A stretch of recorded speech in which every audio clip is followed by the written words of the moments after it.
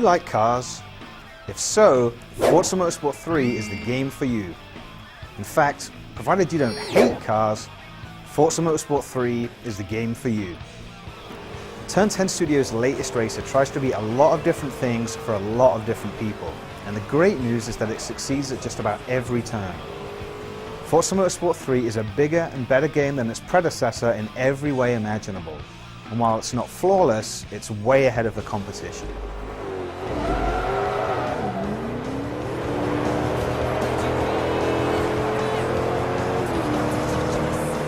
Doesn't matter how good you are behind the wheel, you can find a difficulty level and a handling mold to suit you. The default settings for your first race include a number of driving assists. These include stuff like anti-lock brakes, traction control, and a dynamic racing line that shows you exactly where you should be on the track at all times.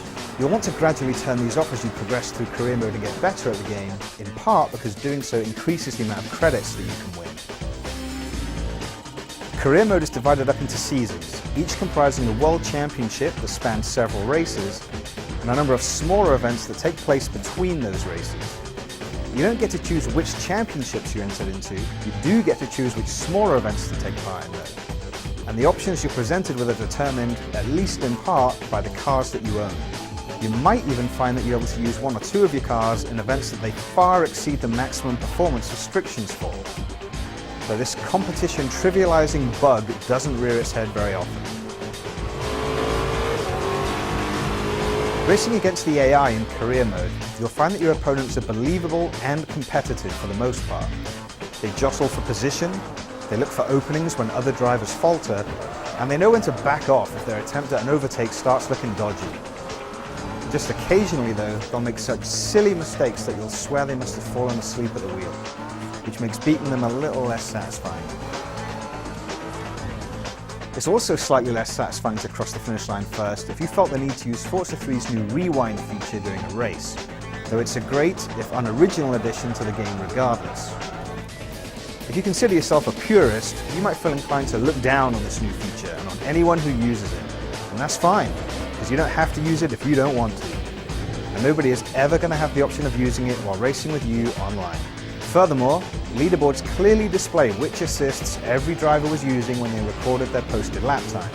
So, if you turn off your stability control and don't use the rewind, your time will appear above that of someone who used them, even if your time is slower. As in Forza 2, your winnings in Forza 3 can be used to buy new cars either direct from manufacturers or from other players via an auction house. It seems unlikely that Forza 3's auction house will be the hive of activity that Forza 2's was though, because paint jobs, vinyl designs, and even tuning setups can all be bought individually now from player storefronts. Forza 3's car models look fantastic in their showroom and real-world race liveries, but even prior to the game's release, it's the designs being created by the community that are really making them pop. If you're familiar with the design tools in Forza 2, you might be disappointed, or at least surprised to learn, that they really haven't changed much in Forza 3.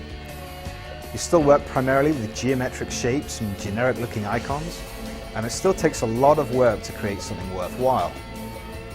It's time well spent though, and because there's now an option to create designs on a perfectly flat surface before applying them to a car, you no longer have to use the roof of a Mini Cooper for a canvas. If you're more inclined to spend your time racing than playing with geometric shapes, there's still no reason you can't have great looking cars. Just make sure you win enough credits to buy all of the designs you want. Whether you're racing in your single player career or online with up to 7 opponents, all of your winnings go into the same pot, and so do your experience points. Leveling up in Forza 3 doesn't benefit you in the same way that you might expect it to in other genres, but every time you reach a new level you are awarded a new car. So that can be a strong incentive to keep playing long after you've told yourself just one more race. Online play was one of Forza 2's greatest strengths, and the same is true here.